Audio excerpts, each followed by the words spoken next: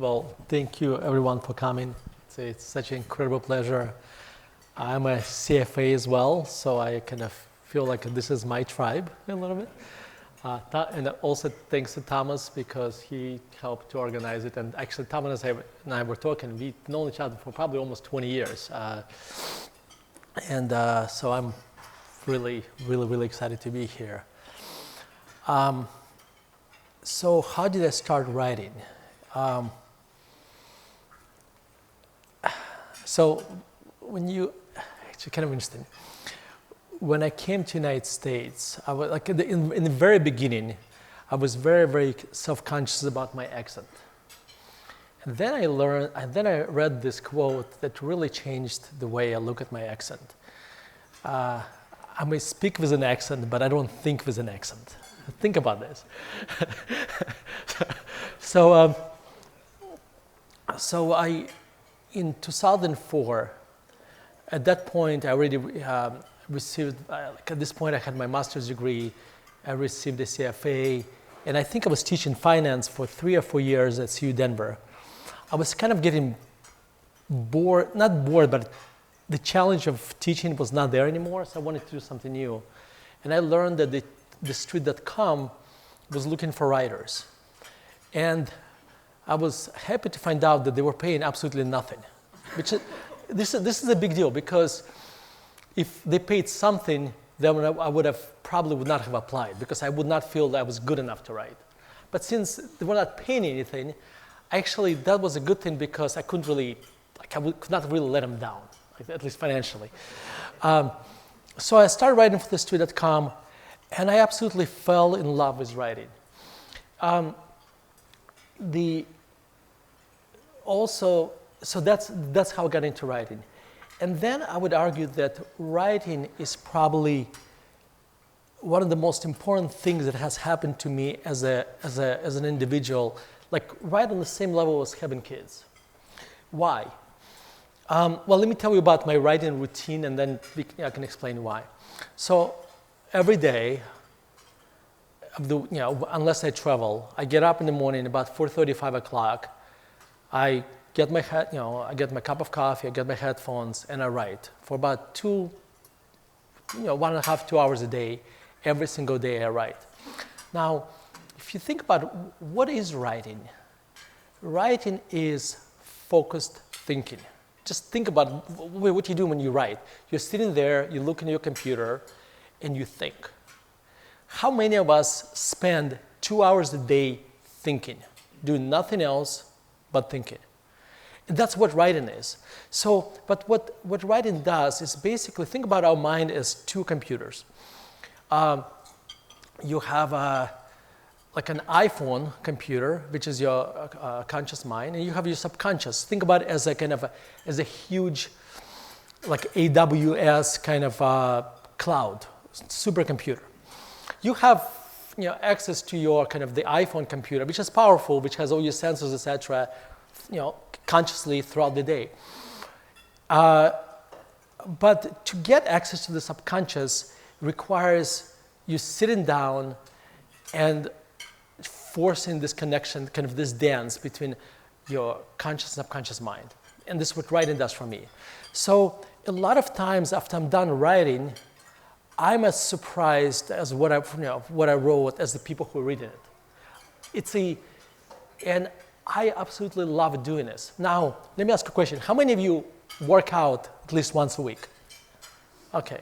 How many of you love working out? Okay. All right. So I was talking to a friend of mine. And he's like, I don't know how you do this. Like writing every day for 2 hours. I mean, I just don't know how you do this. I said, well, do you work out? He's like, yeah. How often? I said, every day. Do you love working out? He said, absolutely. I'm like, I can't stand working out. I don't know how you can work out every single day. Now you see what I mean? So for me, I think what I did, I learned myself to love writing. And that's why I can do it. And I would argue that everybody in this room should try to see if they can fall in love with writing. Because I promise you one thing, you're going to become just so much better thinker. And I would argue in investing, when I'm confused about something, I write about it. And by the time I finish writing, what it does, it actually helps me to clarify my thoughts. It helps me to find the holes in my thinking that I didn't know I had. So that's what writing is for me. And so your question, how did I become a writer I am today? Think about this. 2 hours a day, almost every day, let's say 300 days a year. That's 600 hours of writing every single year. Multiplied by 20, that's a lot of hours. So how do you get better at doing anything? You just keep doing it. And that's.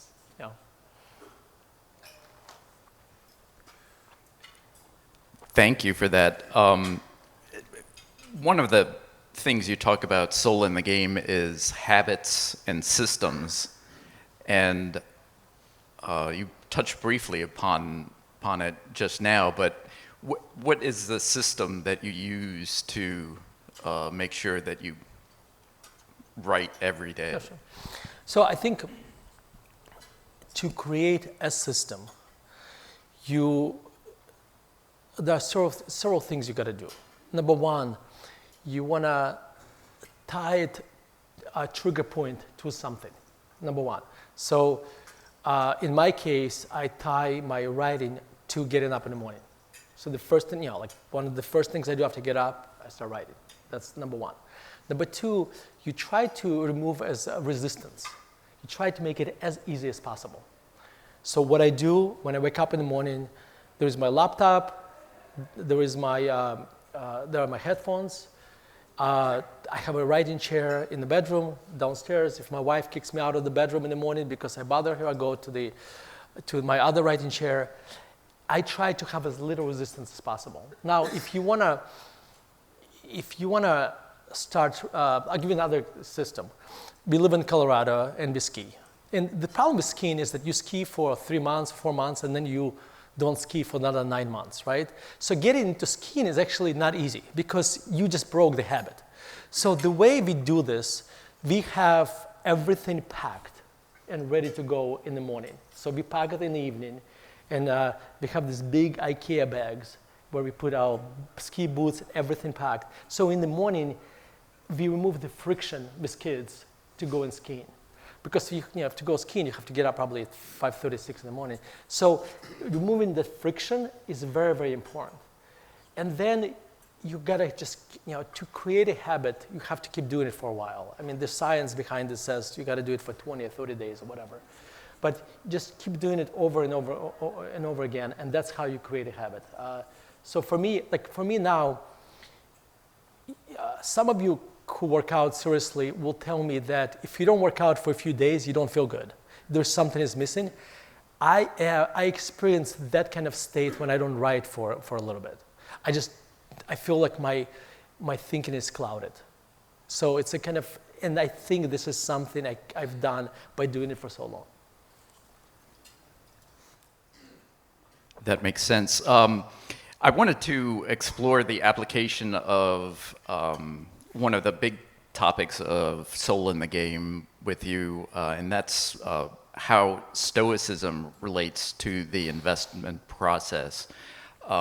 Specifically, I think you harp on the dichotomy of control, and you tell a great story in the book about getting your CFA and taking the test and spending the next month and a half in an extreme stressful state waiting for the results of your test, which I think we can all relate to. But you mentioned a couple of times that Stoicism would have helped you a lot if you were younger and would have helped you in your investment process, and maybe you can talk a little bit about that. Yeah, well, I'm slightly upset at CFA Institute. Let me explain you why. When you and I took our CFAs, which probably late 90s, you took level 1, you had to wait a year. Took level 2, you had to wait a year. Now you can take it, but it's like every 3 months. So I remember, let me tell you the CFA story, and I think that's a good story because everybody can relate to this. You take the exam in June 1st or whatever, and then for 3 months at the time, you had to wait until you get the results. And if you fail at that time, you had to wait another year. And I was so obsessed about passing the exam that I studied a lot more than everybody else. Like I probably studied, I don't know, 40 hours a week for 4 or 5 months, like a lot more than most other people, but because I felt like I needed to, because I wasn't the smartest, other folks were. And anyway, started in late July, I would wait at 10:30 in the morning, waiting for the mailman to come, waiting for the results. Even though we just realized, and that lasted for maybe 3 weeks or a month. And the irony of this was whenever the results came, I managed not to be at the office at that day. For whatever reason, I was traveling or something. So, but think about how much agony I went through, even though I had zero control over the outcome at that point. So think about this. So the Stoics, I'll come back to the CFA results in a second, but let's talk about Stoic philosophy for a second, and then we can apply it to my CFA exams. So Stoic philosophy, it started about 2,000 years ago in Greece and Rome. And the word philosophy sounds very intimidating. You usually think about skinny, pale-skinned, white men that tell you a lot of nonsense you can't relate to, right? Philosophy means love of wisdom. That's all it means. And Stoic philosophy, I would argue it's one of the most practical philosophies out there. Just basically that gives you an operating system for life. That's all it is. And it helps you to get through life, I would argue, to minimize the negativity, to help to deal with negativity that comes from life, and to cope with pain that comes from life a lot. And therefore you would have a more meaningful and happier life. That's all it is. That's all Stoic philosophy is. And it was started by Zeno, who was a merchant, wealthy merchant. His ship sunk, he barely survived, and he lost all his wealth. So he was trying to figure out how to deal with that, and that's how he started Stoic philosophy. And then you have these three main characters whose writings survive to this day. It's basically Epictetus, who was a slave, Marcus Aurelius, who was a Roman emperor at the time when he basically was the kind of CEO of the whole world. Basically, at the time Rome basically, dominated the whole world. And then you have Seneca, who was kind of the Renaissance man, centuries before Renaissance, who was a banker, a philosopher, a playwright, and many other things. One of the most important concepts in Stoic philosophy that could change your life immediately, it changed my life immediately, is the concept of dichotomy of control. And the concept is very simple, and it's going to sound incredibly simple. Applying it is a lot more difficult. Some things are up to us, some things aren't. That's it. That's the whole concept. I know it sounds so simple and banal, but let's talk about what is up to us. Up to us are basically our values, how we react to things, what we do, and that's it. Everything else is not up to us. You are driving to this talk and you encounter a red light, everything, and you can get frustrated about this and and angry, etc. But you're getting upset at an inanimate object, literally, the street light, okay? So it's not up to you. Your stock is going down tomorrow 30%. It's not up to you, okay? Your wife or your spouse or your husband has a bad day and lashes out at you. it's not up to you, but how you react to the spouse, that's what up to you. Now, let's come back to CFA. What was up to me was what was my process of studying, how much effort I put into studying, how much sleep I got, for the most part, was up to me when I showed up to the test. Did I have an extra calculator, which I did? Did I have extra pencils, which I did when I showed up? Okay, but everything else was not up to me. The air conditioner could have been, could have broken down. Was always up to me how I reacted to this. So, and at the point when I submitted my results, nothing else was up to me. At that point, it's almost like if you're an archer and you shot your arrow out and it's flying. At this point, you have absolutely there is nothing you can do at this point. So, at that point, after I took the test, I should have said, okay, I've done all I could. When I get the results, I get the results. So Stoic philosophy, and this concept of dichotomy of control, is something that there is Asian wisdom, which is whenever we don't know how to attribute to something, we call it Asian wisdom. But knowing and not doing is not knowing. Okay, if you read my Stoic philosophy section, or read other better books about Stoic philosophy, and you don't practice it, if you're not practice it every day, you're not doing it. You're not knowing. You don't know it. So I would argue that practicing this dichotomy of control every single day, if you do this long enough, it's going to become part of your identity. It's become part of you, and that's one of the many concepts from Stoic philosophy that could make your life so much better.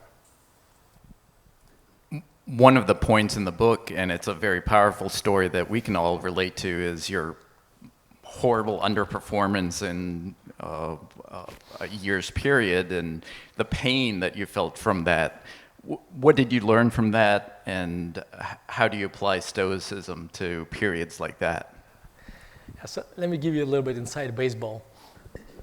So in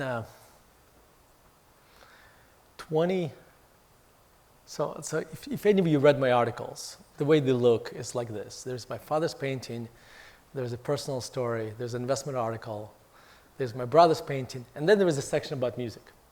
And I love classical music, so I write about classical music. So one day, I sat down to write about this opera by Leoncavallo called Pagliacci. And as I started to write about this opera, it was going to be just a music note. I ended up writing about pain. And let me tell you kind of the very brief synopsis of the opera, but it's a very short opera. It's like a 50-minute opera. Whenever it's performed, it's usually performed as another short opera because it's so short. And it's basically circus comes to town, and the circus owner, Canio, has his wife there as well. And then Canio finds out that his wife cheated on him. And he's with somebody else. And him and his wife are about to get on stage, and they're going to perform together a scene where his wife is cheating on him. So and the scene is basically, it's a very famous aria where he's sitting in front of a mirror and he's putting on makeup and basically says, I have to put up on makeup and go on stage and pretend that I'm, and I have to pretend while my heart, and laugh while my heart is breaking. Now, how does it relate to investing? Let me explain to you. How many of you have gone through the period of underperformance where you have to face clients, you have to face prospects, and you are kind of bleeding inside. You feel like you're worthless because last 6 months, last year, every decision you made was painful. Like, it turned out to be wrong. In fact, if you just did the George Costanza thing and just did the opposite, you would have been so much better. That was the experience I went through in 2015. Like, every single decision I have made just felt wrong. But by the way, that was not the only time. Like, I had the same feeling in 2012. And in 2012, it was even more painful because I had interns And like, you know, when you have interns and you get this young mind from university and you have to tell them how great value investing is and it hasn't worked for you for the last 12 months and you just, so you have this kind of duality because I feel like part of me, like I have this pain inside of me, and I feel like I have to put up this makeup, this kind of, so there's a duality. So I'll address how to deal with duality later. But this is basically how this kind of essay about, which I called Pain Apparent Investing came out. I wrote the essay in 2016 and I put it away because it was just, felt like too naked, too exposed to publish it on its own. Then when I was going to include it I was going to put it in the book, I ended up, expanding it by a lot. But anyway, that's how it came about. So when you go through a period of underperformance, there are certain things you can do to reduce your pain. So let me talk about this. Number one, Stoics come to mind. We talked about internal, the economy of control. The only thing is up to you is your process. How you analyze stocks, just your research basically. How you control your emotions, all these things. That's all that's up to you. Now, the market is going to have an opinion what your companies are worth every single day. You just have to remember, this is an opinion. This is not a final judgment, unless your company goes bankrupt or whatever. That's just an opinion. And they have silence of these opinions every single day. Another thing sophists, Stoics would advise you. In the ancient Greece, there was another school of philosophy. They're called sophists. The word sophisticated comes from the word sophist. However, Stoics were not big fans of sophists because sophists were basically great orators. They could communicate conflicting points. Like they could make one argument, they can turn around and make an opposite argument. But Stoics did not, what they did not like about them, they did not feel like they had a value system figured out. In other words, they had a powerful weapon, but they may not necessarily would aim it in the right direction. Now, what Stoics would say what Marcus Aurelius would say, when you have to deal with pain, don't be a sophist. What it means is this: words we tell others and we tell ourselves are very powerful. And a lot of times we self-dramatize things, and that self-dramatization actually increases our pain. If you tell yourself, I'm not worthy, everything I buy goes down, my portfolio has been, has been destroyed, all those words are extremely dramatizing things. Now, the way Marcus Aurelius would tell you to do is say, my portfolio of 30 stocks declined 16.2%. 5 stocks declined this much. This stock stays worth this much. This stock is worth this much, and you start talking about the way you would talk to another investor. And that, if Thomas and I talked about about the portfolio, and two CFAs talking to each other, that's how we would talk.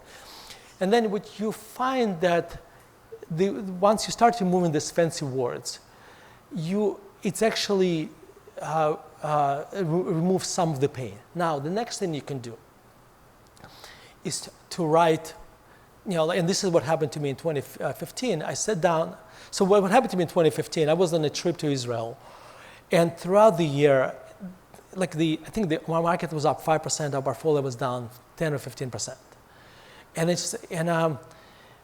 And we had a lot of new clients who we didn't have much experience investing with us. So all they saw that they gave us $1 million, now they have $900,000. So they figured, why do I need him? I can lose money. I can lose $100,000 by myself without him. And so what I did, so I was in Israel, and this was kind of the final drop when one of our stocks literally declined, 70% in 2 days. And this was the case where the company that was a $10 stock that I thought it had a $2 of earnings power, probably had zero earnings power. That just happened literally in a matter of a few days. And then the pain I experienced that day in Israel was probably the most. I did not realize that psychological pain could be so physical. I did not realize it could hurt so much. You can experience such a physical pain without actually something crushing your legs or something. I remember I came to a hotel in the evening. So all my friends were partying, etc., and I was just miserable. I came to a hotel and I wrote a letter to clients, basically kind of walking them through exactly what happened. Now, when I was writing the letter, I was not writing as a sophist. I was basically just going through facts. And after I was done with the letter, I felt a lot better. The most interesting part, when clients received the letter, the response we got was actually very positive, because I think they appreciated the honesty. The Stoics would also advise you to talk about your portfolio, like in this case, as if you were giving advice to a friend. Imagine not me going through this experience, but a friend of mine was going through this experience. Because suddenly, once you kind of remove yourself from the situation, you become even more logical. Okay? You are a lot more logical giving advice to your kids than giving advice to yourself when you were their age. What else? Another thing you can do, and that probably I should be doing at this moment in time and all the time, is kind of negative visualization, another Stoic concept. You basically, it's kind of vaccinating by basically imagining my portfolio being down 30%, because it will be. I promise you, at some point in time, my portfolio will be down 30%. But if I just visualizing my portfolio being down 30%, I'm almost kind of vaccinating from the pain of the future. Okay? Another thing you can do is this situation is to have a circle of trust, friends who are in the same field, who can understand what's happened to you, and talk to them about this. I found it to be at the time very, very useful. Now let me talk about. So I would argue we look at pain as negative. I would argue that 2015 experience of that pain I experienced was actually incredibly important for my growth as an investor. Because here's what happens. If you think about it, what investing is, it's a very creative activity. Okay? In any creative activity, it's like we are like an instrument that when we are doing well for a long time, it's like our strings get out of tune. And I would argue that, I'll give you an example. Sergei Rachmaninoff, who is a Russian composer, in 1897, he wrote his first symphony, and that symphony was a complete flop. It was compared to 10 Plagues of Egypt, from Egypt, by some of the critics. Honest to God. He went into this severe depression, and then he recovered from the depression, and then he wrote his second and third piano concertos, which today considered to be some of the best piano concertos ever written. 10 years later, he wrote his second symphony, which is my favorite symphony. Do you want to go to investing? Ben Graham, the father of value investing. He wrote The Intelligent Investor after he got wiped out during Great Depression. That caused him to re-examine his thinking about it. Okay, so the 2015 pain caused me to go back and re-examine our investment process. And I made a very important modification that was specific to me. The quality today, I'm talking to a lot of CFAs who can understand me, so I'll talk about this. So the quality today for us is absolute. So if I'm analyzing a company and I don't like the management, I don't like the balance sheet, or something I don't like about the quality, I just move on. Because when I looked at my mistakes, by the way, remember I was losing money in 2015, but it's not that in 2015 I made all those mistakes. Those mistakes kind of crept in little by little in I made them, by stock about in 2012, 2013, 2014. So as I looked at my mistakes, I realized at the time I felt like the market was expensive, and instead of paying up more, I just bought lower quality companies. And the company that basically ended up going bankrupt, went bankrupt because that $2 of earnings power disappeared because it had a horrible balance sheet. So I would argue that pain made me a better investor. Now, there was another book I wrote, two books I wrote, and I would argue the impetus to those books were the pain I experienced in 2011. The Active Value Investing and Little Book of Sideways Markets, they were the impetus of the pain I suffered in 2011. So I would argue I'm a huge beneficiary of pain. So my point is this. At the time when you experience this pain, probably it's very difficult to harvest it. But after the pain subsides, actually don't just try to avoid it, embrace it, and try to see what you can learn from it, and try to make sure it makes a better investor out of you. Let me see. So one thing I did remember I talked about the duality. The kind of one decision I made at the time, I realized that I need to have a kind of a work-free oasis. What does it mean? My company I will not take any clients who are my friends or who are the people who I interact to all the time. Because can you imagine, like I can imagine going through this period of time where our portfolio is down, etc. And by the way, down 10% is not a big deal. What if it's down 30%? All right? And then I leave work and I can go for drinks with my friends and not think about the portfolio. Now, can you imagine me going for drinks, for beers with my friends, and I manage their money? I go from one hell to another. Okay, so since that point, I made a decision that I will never manage money for any of my friends. That has been that has been a very, very important decision. So that's basically, I would argue, if you read this chapter in the book, it's going to be so much better than hearing it from me. But this is the answer to your question. No, that's very helpful. I know we've all experienced it, and I wanted to get your insights into it because I thought those were just really applicable to getting over the hump. I wanted to open it up for questions. Anybody have a question, comment?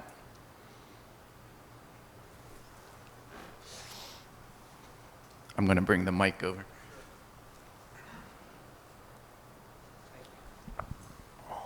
When you go through your daily writing process, is it like structured where you're writing based on a article or a book that you're working on, or is it more unstructured where it's kind of journaling your personal experience, or a little bit of both?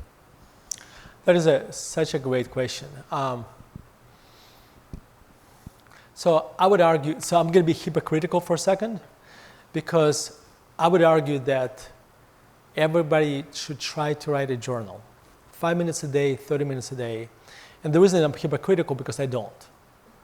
Okay? But let me explain why. Because I tried to do this, but I was just confused. My mind is confused. Because when I sit down to write a journal, my mind is confused. Am I writing an article or am I writing a journal? So this is like I stopped doing it because I just write 2 hours a day anyway. But I would argue if you're not me and if you don't write like essays all the time or whatever, at least journal. Okay? That's it. That's number one.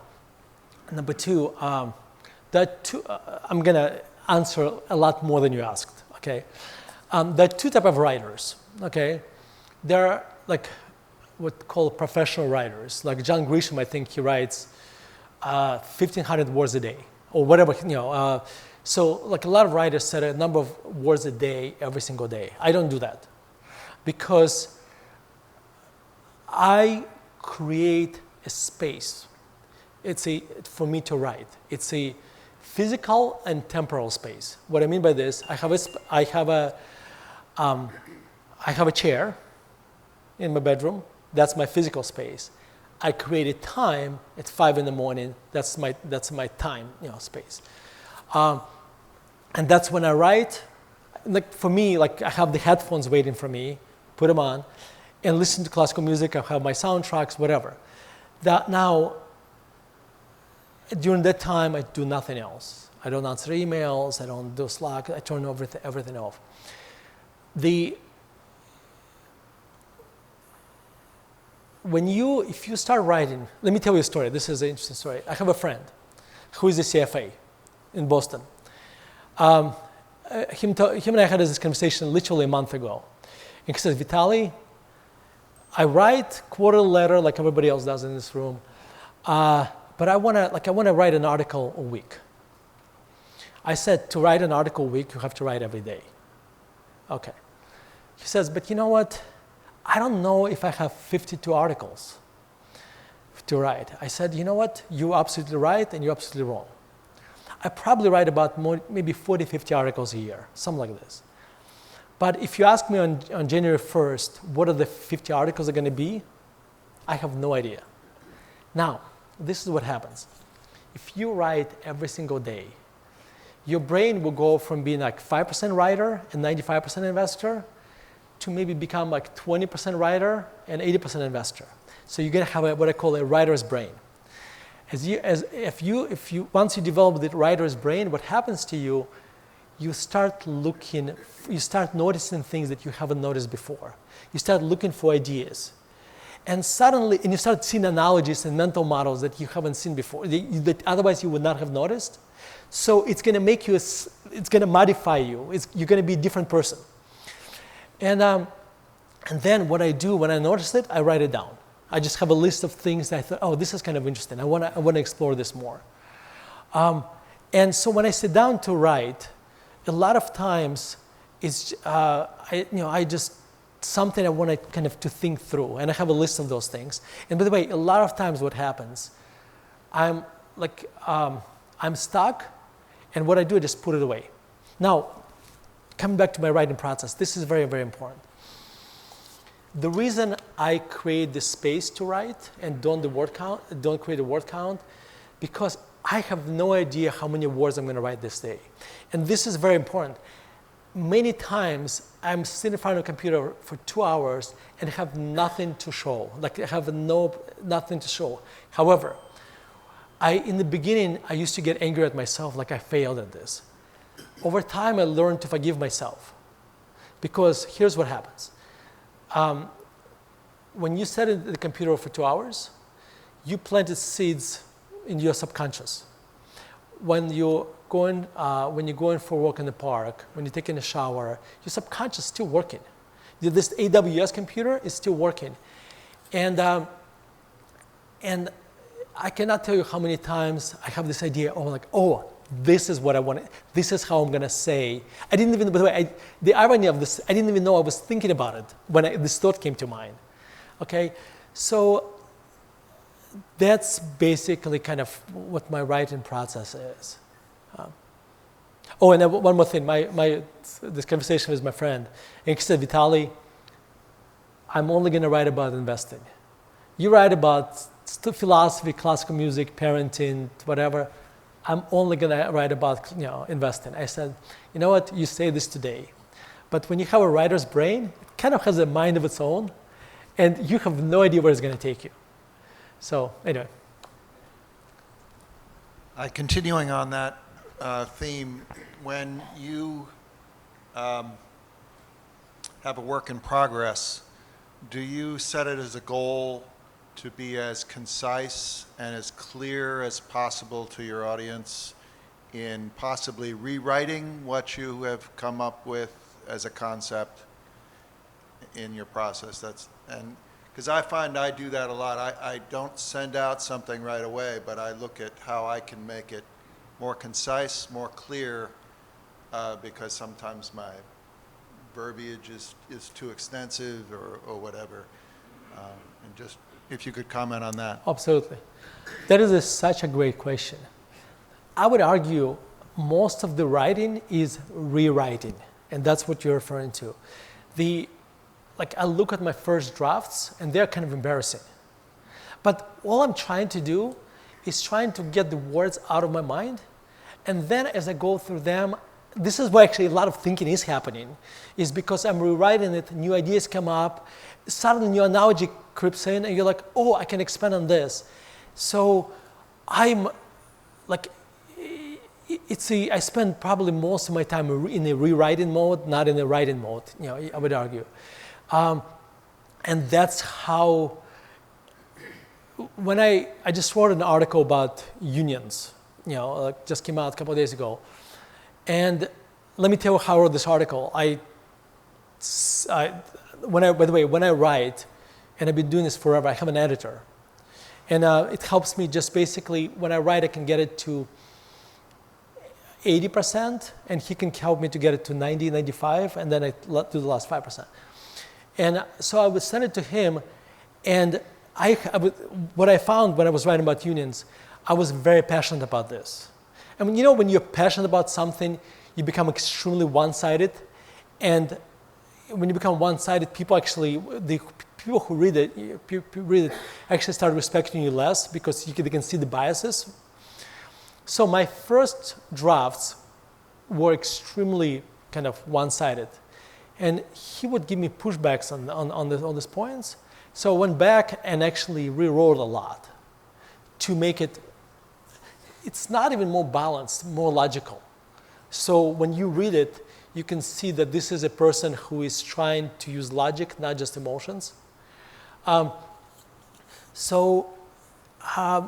a lot of times what I do, when I write something, I send it to a few friends to get their feedback. And a lot of times the feedback becomes very useful. And like the union, like this article I wrote about unions, there's a section at the bottom where I talk about, like one of the common pushbacks against unions is that CEO pay is so much greater than the average worker's pay. So one of my friends told me about, that was a pushback to that. So I ended up actually writing an additional section just to address that point.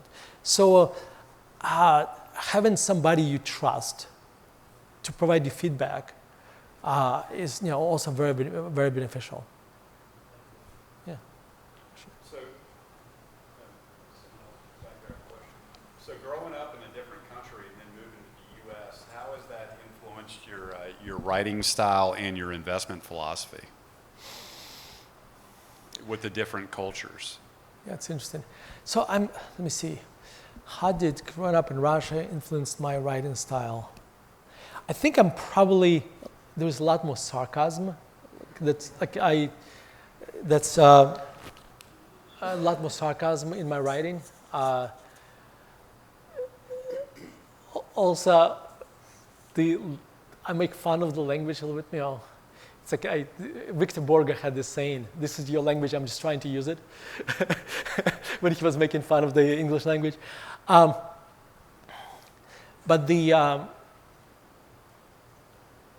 I think I would argue probably, being an immigrant to this country, I probably appreciate a lot more than people who were born into it, just because of the contrast. The reason you appreciate ice a lot more when especially in Richmond, when you just came from a 95% heat, right? So it's kind of, I appreciate what the freedoms of this country and the freedom of speech, etc., and value it a lot more because I haven't experienced it I experienced the opposite in Russia, in Soviet Russia. I think that's probably the biggest kind of, when I write about this country, that's probably the perspective that's the most different, that's the most different, just because as an immigrant you appreciate it, you appreciate these things more. Am I answering the full question, or was there something else? Well, in your investment philosophy. Oh, in my investment philosophy, it made me avoid Russia and China.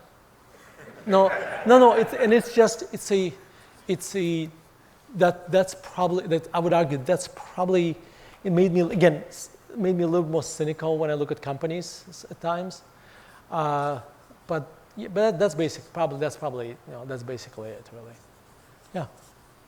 Just real quick, as a younger, thank you.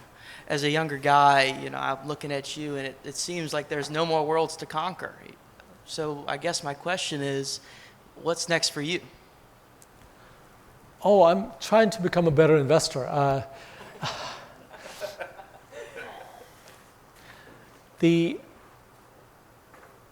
My original title for this book was going to be Student of Life. And a student of life, it's probably one of the most, if you read this book, you see this concept flowing through the pages quite often. And a student of life is an attitude that it's impossible to teach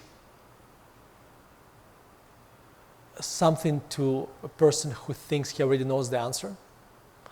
Okay, so if you have this attitude that I'm a student of life, that I'm constantly learning, then I'm a student, I'm just, then life becomes very different. Like I feel like I can learn so much more about investing. I feel like I can improve so much more. I feel like there's so much more knowledge out there. And by the way, the more, this is, I think Einstein, but I'm gonna butcher the quote, but something along the lines that the more you learn, the more you realize that how little you know. There was something about circumference on your. Yeah. Yes. Yeah. So I am what the reason I love writing. Part of the reasons why I love writing is because I get to learn. Like it motivates me to learn more. Like there's so many benefits of writing. I could say, I'm gonna have my kids listen to this talk because I'm trying to get in their head how important writing is. So if you're especially your age, write. Yes, I'm looking forward to keep learning. And that's so there's plenty for me to conquer. That's a great place to end the luncheon, and a very important lesson for everybody. Keep learning. Vitaliy, thank you so much. Please, here's a small token of our appreciation. Thank you. And thank you again for coming to Richmond. Thank you. Thank you guys so much. I'd be happy to sign. It was great and great questions, and I'd be happy to sign the books outside.